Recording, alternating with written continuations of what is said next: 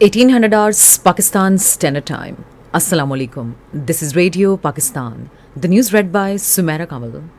The headlines first. Prime Minister has announced a mega Kisan package under which farmers will be provided subsidized loans worth 1800 billion rupees. Addressing at Pak China Business and Investment Forum meeting in Islamabad today, Shehbaz Sharif stressed for building strong business-to-business partnership to expand Sino-Pak ties. Foreign Minister will represent Pakistan at the upcoming virtual meeting of the SCO Council of Heads of Government.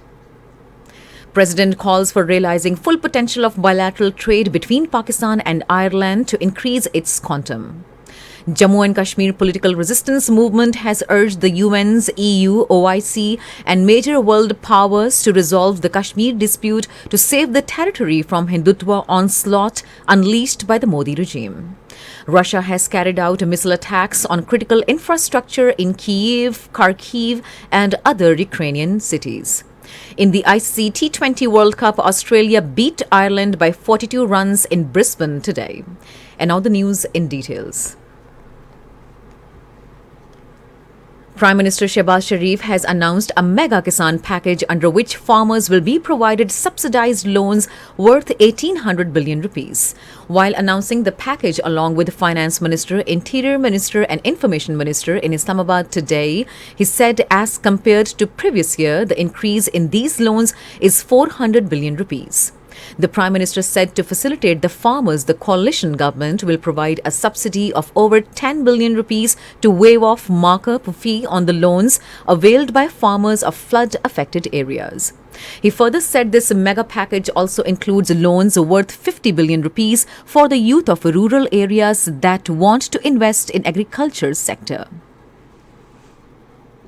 Prime Minister Shehbaz Sharif has called for building strong business-to-business partnership between Pakistan and China to expand bilateral relationship and augment the CPAC dividends. Addressing the first meeting of Pakistan-China Business and Investment Forum in Islamabad today, he said, "We need to double our efforts to connect with Chinese business houses and create an enabling environment to attract Chinese investments and promote economic relations." The Prime Minister was confident that his upcoming visit to China will help to accomplish these targets besides promoting strategic and cultural relations between the two countries. He further said the CPAC is a game changer in building our business relations and Chinese companies have already committed billions of dollars investment in it. Shehbaz Sharif said given our comparatively cheaper labor and relocation of Chinese industries to Pakistan by establishing special economic zones will be a win-win situation for the businesses of both the countries. Prime Minister Shehbaz Sharif is embarking on a two-day visit to China tomorrow on the invitation of his Chinese counterpart Li Keqiang. He will be accompanied by a high-level delegation. The Prime Minister will meet President Xi Jinping and hold delegation-level talks with Premier Li Keqiang. The two sides will review the all-weather strategic cooperation partnership and exchange views on regional and global developments. Foreign Minister Bilawal Bhutto Zardari will represent Pakistan at the upcoming meeting of the SCO Council of Heads of Government. The meeting, to be held in a virtual format due to COVID-19 restrictions, will begin in Beijing tomorrow. It will be chaired by Chinese Premier Li Keqiang and attended by the heads of governments from Kazakhstan, Kyrgyzstan, Russia, Tajikistan and Uzbekistan. Heads of government of SCO observer states including Belarus, Iran and Mongolia will also attend the meeting. Pakistan has established a technical group with China to benefit from Chinese expertise in increasing export potential and developing an export-led economy. This was stated by Minister for Planning and Development Ahsan Iqbal while addressing a ceremony in Islamabad today. He further said this working group will prepare a roadmap to increase Pakistani exports from existing $32 billion to $100 billion in the first phase and then to $250 billion in the next phase. Ahsan Iqbal said the incumbent government has accelerated the pace of CPAC projects in the country, which remained stalled during the last 4 years. He said the scope of CPAC has been broadened from government to government cooperation to business cooperation. This is Radio Pakistan. President Dr. Arif Alvi has called for realizing the full potential of bilateral trade between Pakistan and Ireland to bring a substantial increase in its quantum.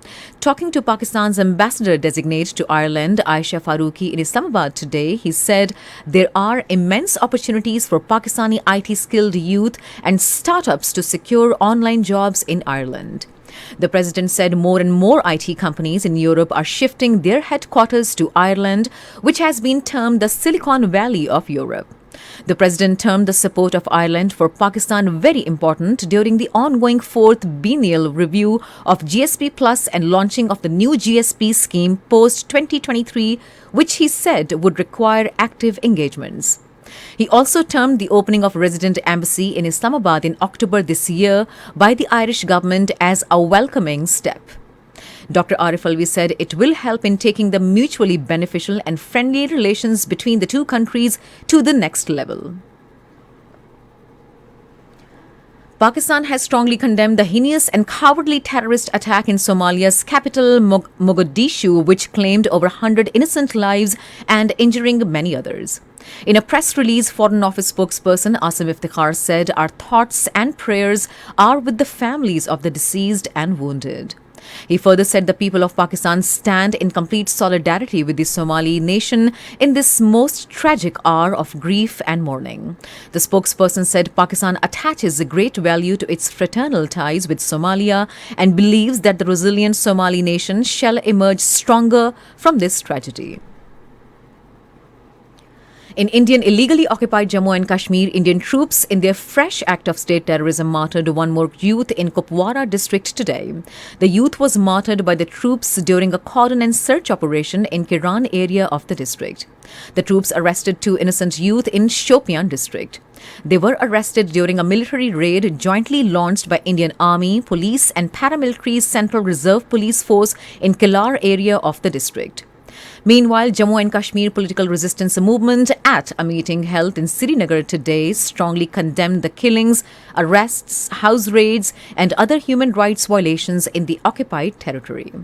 The meeting, presided over by party chairman Jamil Ahmed, urged the United Nations, European Union, Organization of Islamic Cooperation and world major powers including the US and China to come forward and resolve the Kashmir dispute to save the territory from Hindutva onslaught unleashed by the Modi regime.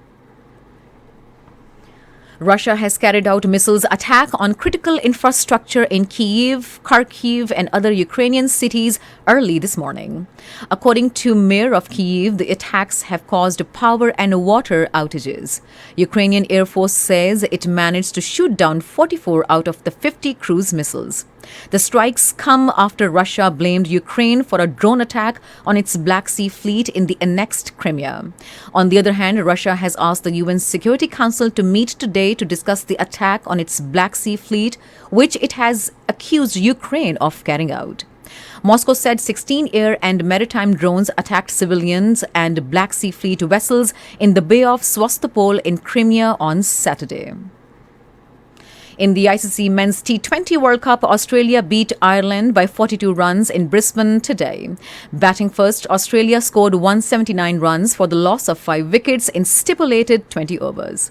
In reply, Ireland for all out at 137 runs. Aaron Finch of Australia was declared player of the match. Meanwhile, Pakistan will play its next match against South Africa on Thursday. And finally, the weather. Mainly dry weather is likely to prevail in most plain areas of the country during the next 12 hours. However, light rain with wind and thunderstorm with light snowfall over the mountains is expected at isolated places in Islamabad, the Potahar region, Upper Khyber Pakhtunkhwa, Gilgit-Baltistan and Kashmir. To end the news, here are some of the headlines once again. Prime Minister has announced a mega Kisan package under which farmers will be provided subsidized loans worth 1,800 billion rupees.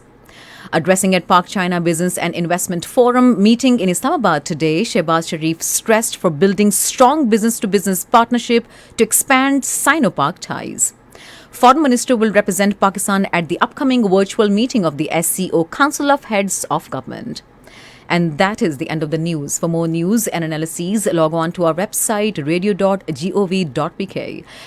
Live streaming our bulletins on the link facebook.com/radio Pakistan News.